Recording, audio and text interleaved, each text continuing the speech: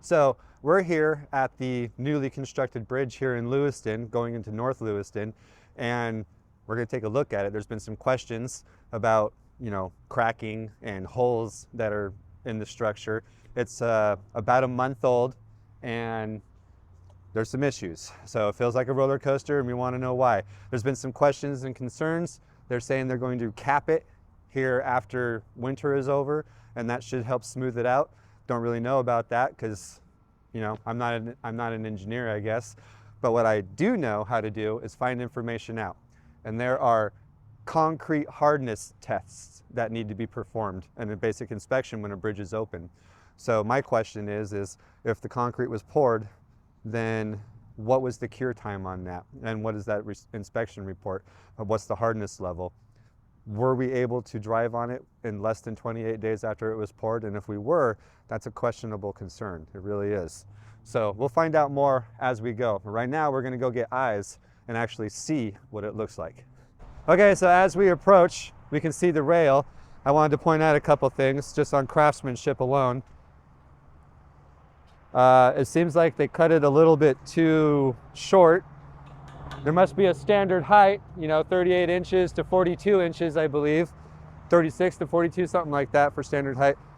It seems to be appropriate, but that's kind of weird how there's wood blocks. And it's just quality of craftsmanship. I mean, go down to the beginning over here and take a look at me and you can kind of see what I'm talking about. I mean, I understand concrete and putting up your rails, but quality and craftsmanship, that's just weird. It's that way along the whole entire way. It's definitely interesting to say the least. I don't know how hard it is. You take the gap here, about 4 inches, and then you take the gap here and it's about 1 inch. How hard is it to center this between each post and then secure it? Somebody said something about not having any visible runoff, and I think I saw some channels that go underneath the road. We'll point them out as we get closer to them. I will say so far, with the vehicles passing on that side, I don't really feel it waving or bouncing. I'd say another quick observation is the wear patterns already. If you look at the vehicles as they travel, you can see the degradation of the road. The concrete over there is real pitted, not smooth any longer. So if it's already worn away that much this fast, I wonder what the hardness scale was on the test results. We'll keep looking. I smell hot sauce, so they're probably grinding in the concrete, fixing something. I wonder if it was that access hole we saw in one of the pictures. You can smell the pad of the hot saw. It gets hot. So they're cutting in for a reason.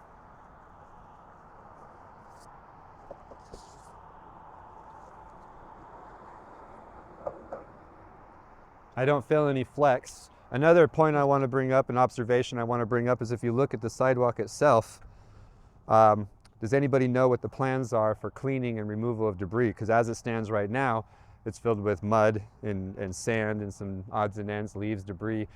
What happens if it snows? What's the plan for removal of the snow in this area when it snows? Because there are people that do travel on this walkway. They live in North Lewiston and they don't have transportation, so they have to ride their bike or whatever across this bridge. Who's going to maintain it, and where is that money going to be coming from? If this is a federal bridge or state-owned bridge, is it Lewiston is now going to have to foot the bill to clean it? It's an interesting question that we probably want to know. I also want to point out some other areas, like if we look here, it's missing a main flat washer to put this down and secure it. We already noticed that this whole unit is tilted out. So there's this one, and actually I'm looking at the other one right next to it, and it is also above and not securely tightened. If you see the air gap in between right here, Does that look very secure to everybody here? Was there an inspection done on this railing system? Just saying. All right, I wanted to point this out. Here's another one that's missing a secure washer to help hold it down. If you don't have a washer holding it down and there's a gap, you can take your rail system and you can move it. I'm not putting that much effort into this. Does everybody see that? Does that look safe and secure to you? Does that look like it would pass an inspection to you?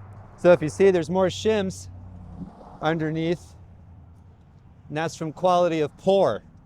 That's why it's important to make sure that when you're pouring concrete, it's flat at the top. More shims. More shims. These rails are not properly secured.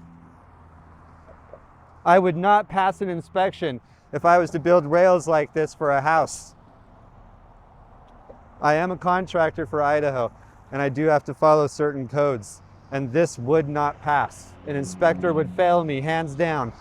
So why would a federal bridge, why would a state or federal bridge, I'm not exactly sure which one this is, but why would they get the okay to pass on something that's this crucial? Somebody could fall off this thing. If I was a heavier man, that rail that was over there isn't even attached on the bottom, and it was lifted, the nuts were lifted with no secure washers.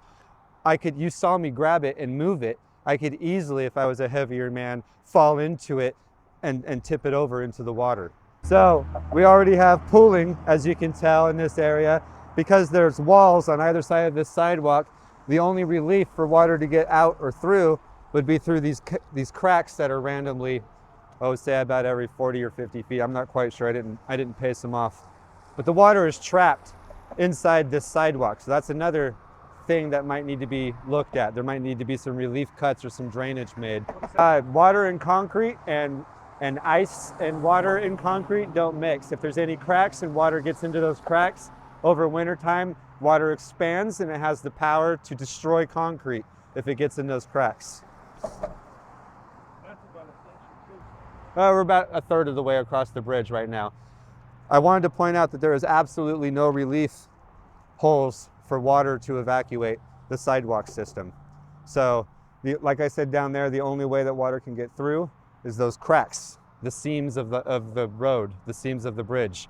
That's it. So we're gonna have over 100 feet per spot of water collection. And if you look, it's dipped down towards this way. If all these dark spots are where water has already collected in the rain that we've had so far. So eventually, yes, it will escape the sidewalk system. But in the meantime, what if it freezes and we got 2 inches of water in this little valley, this little gully here? I'll look towards the other way and you can see, I'll walk up to it where the next relief cut is, and that's the only other spot that water can evacuate. Right here.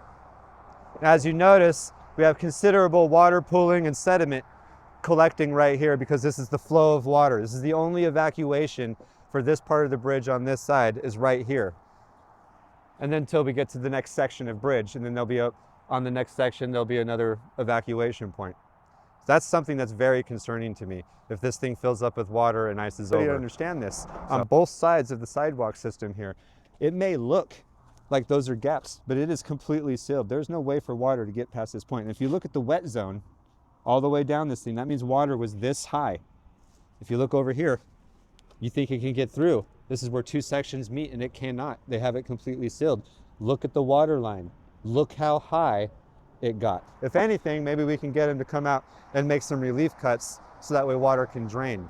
Because there's only 4 sections to this thing, 4 relief cuts, 1, 2, 3, 3 relief cuts, I believe, to this thing. That means there's only 3 areas where water can evacuate the sidewalks. Oh my goodness, what a long walk this was. I think I'll rest on this rail right here.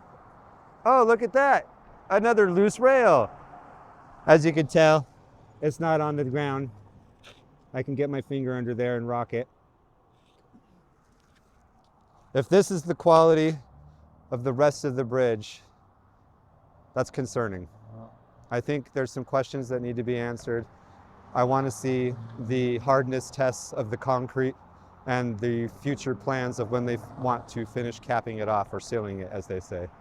So if anybody else out there has any ideas or would like to know anything else, we can't get to the other side because they have it blocked off. I'm assuming the other side is where the really nice pictures came from of the cracks that go all the way through and the hole that was in the middle of it. We can all see the green rebar. So stay tuned. Thank you, SC Valley. Peace.